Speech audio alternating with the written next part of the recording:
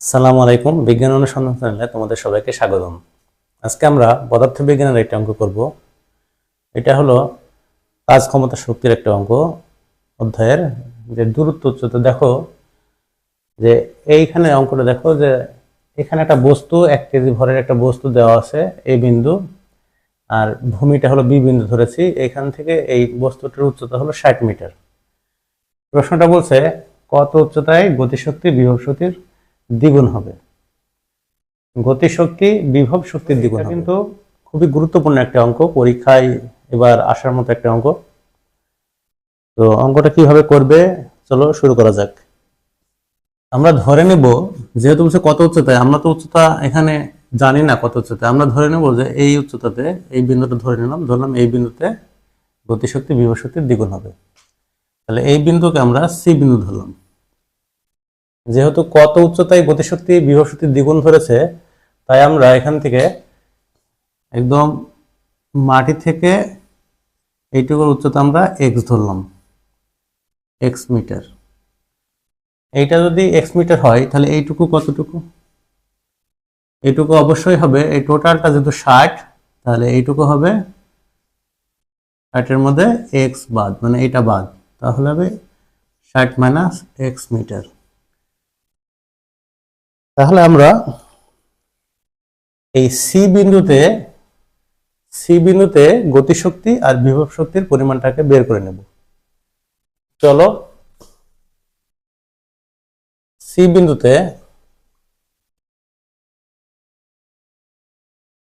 বিন্দুতে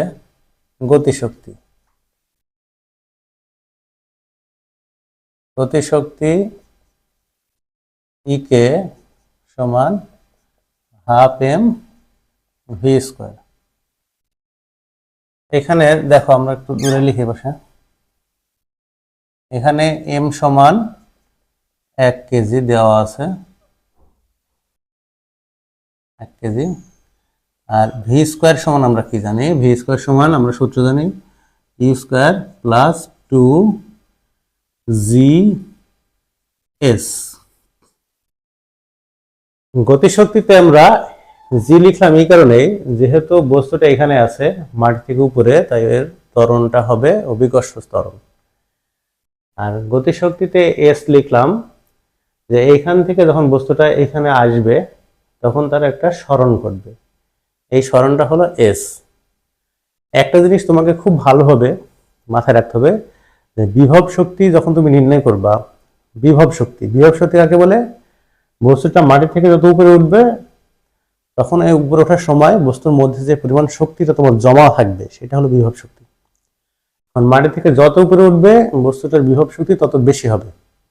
এখন তুমি যখন বিভব শক্তি নির্ণয় করবা, তখন উপর থেকে কতটুকু উচ্চতা আছে সেইটা নির্ণয় করলে হবে না।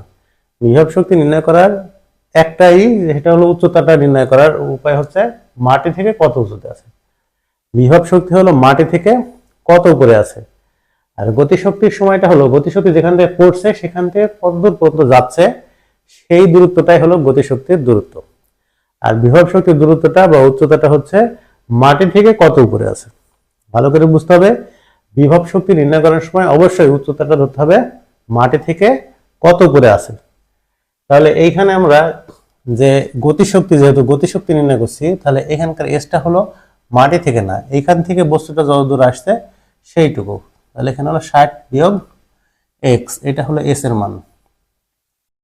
তাহলে আমরা ইউ এর মান, এখানে যখন বস্তুটা ছিল তখন স্থির ছিল, তাই ইউ হলো 0, 0 স্কোয়ার মানে 0, 2 জি হলো 9.8, আর এস হচ্ছে 60 মাইনাস এক্স। তাহলে এইটা হিসাব করলে কত হয়? 2 গুণ 9.8 গুণ 60 মাইনাস এক্স, এটা। তাহলে এটার মানটা আমরা বসাই ফেলি এখানে। তাহলে এখানে হাফ গুণ এম এর মান 1 গুণ ভি স্কোয়ারের মান এটা, 2 গুণ 9.8 গুণ 60 মাইনাস এক্স। এখানকার 2, এই 2 কাটা গেল, তাহলে কত? 9.8 60 মাইনাস এক্স।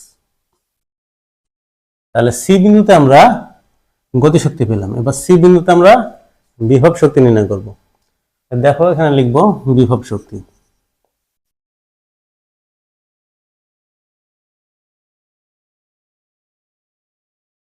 তাহলে ইপি সমান এম জি এইচ। এটা উচ্চতা ধরলাম কেন? বিভব শক্তির সময় সবসময় হিসাব করতে হয় উচ্চতাটা কি মাটি থেকে, এই জন্য এইচ লিখলাম। তাহলে এইখানে আমরা এম এর মান পেলাম কি? এম এর মান হচ্ছে 1 কেজি, আগেই পেয়েছি। জি এর মান মুখস্থ 9.8, আর এইচ সমান কত হবে? এইচ হবে নিচ থেকে মাটি থেকে সি পর্যন্ত এক্স মিটার। আমরা এম লিখলাম এক্স মিটার। তাহলে এখানে এগুলো আমরা বসাই দিই। 1 গুণ 9.8 গুণ এক্স সমান 9.8 এক্স।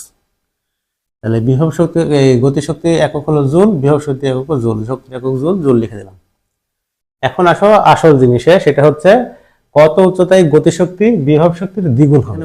ভালো করে দেখো, কত উচ্চতায় গতিশক্তি বিভব শক্তির দ্বিগুণ। বিভব শক্তি যা হবে গতিশক্তি তার দ্বিগুণ হবে। তাহলে বিভব শক্তি, এটা আমরা ধরলাম বিভব শক্তি।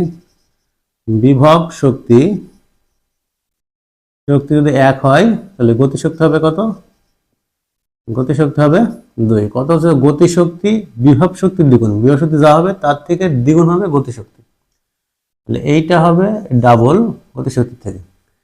তাহলে এইটা আমাকে বের করতে হবে। তাহলে আমরা লিখবো শর্ত মতে। শর্ত মতে কত উচ্চতায় গতিশক্তি বিভব শক্তি দ্বিগুণ হবে। তাহলে আমরা এই দুইটাই লিখে ফেলবো, যে কোনো একটা এক পাশে লিখবো, মাঝখানে সমান দেব। তাহলে 9.8 60 মাইনাস এক্স, এটা সমান হচ্ছে 9.8 এক্স। এখন এটা তো সমান লিখলে হবে না, এটা তো সমান না। যেহেতু বলছে কত উচ্চতায় গতিশক্তি বিভব শক্তির দ্বিগুণ হবে। দেখো বিভব শক্তি যদি 1 হয় গতিশক্তি হবে 2। তাহলে এটাকে যদি সমান করতে হয় তাহলে বিভব শক্তিকে আমার 2 দ্বারা গুণ করতে হবে, তাহলে 2 কে 2 এর সাথে মিলবে। আর একটা ভাবে সহজভাবে বলা যায় যে যেহেতু বিভব শক্তির দ্বিগুণ, যার সাথে র আছে শক্তির, এই শক্তির দ্বিগুণ যেহেতু বলছে, যার সাথে দ্বিগুণ আছে তাকে 2 দ্বিগুণ করতে হবে।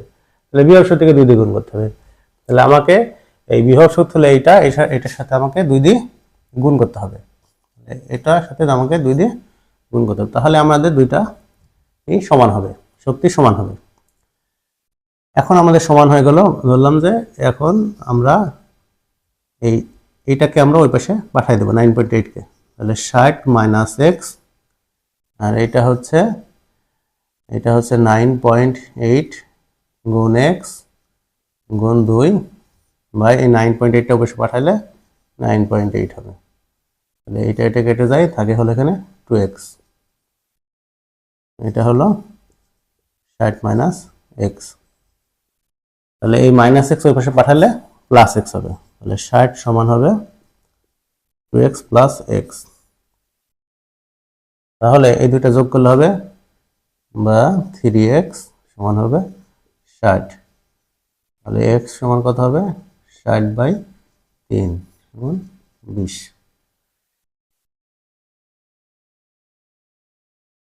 তাহলে কত উচ্চতায় গতিশক্তি বিভব শক্তি দ্বিগুণ হবে? উচ্চতা হবে 20 মিটার উচ্চতায়। তাহলে এখান থেকে এটা 20 মিটার উচ্চতায় গতিশক্তি বিভব শক্তির দ্বিগুণ হবে। আশা করছি তোমরা অঙ্কটা বুঝতে পেরেছো। অঙ্কটি খুবই সহজ, কিন্তু পরীক্ষায় এই ধরনের অঙ্ক একটি আসবেই। এসএসসি পরীক্ষার জন্য যারা প্রিপারেশন নিচ্ছ তারা অবশ্যই এই অঙ্কটি ভালোভাবে বুঝে নাও। এই ধরনের অঙ্ক থেকে একটি অঙ্ক আসবেই। তো এই ছিল আমাদের ভিডিও। যদি ভালো লাগে অবশ্যই আমাদের চ্যানেলটি সাবস্ক্রাইব করবে এবং ভিডিওটি অবশ্যই শেয়ার করবে, যেন তোমার বন্ধুরাও এই ভিডিওটি দেখে উপকৃত হয়। ধন্যবাদ সবাইকে। আসসালামু আলাইকুম।